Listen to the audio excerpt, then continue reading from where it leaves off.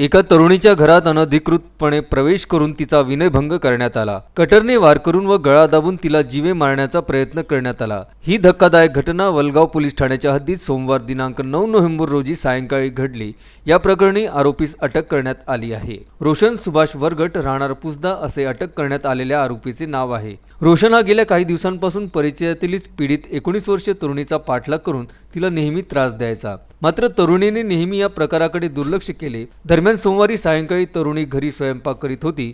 यावेळी रोशनने मद्यधुंद अवस्थेत तिच्या घरात अनधिकृतरित्या प्रवेश केला। तू माझ्याशी लग्न करीत का नाही असे म्हणून त्याने तरुणीवर कटरने वार केला।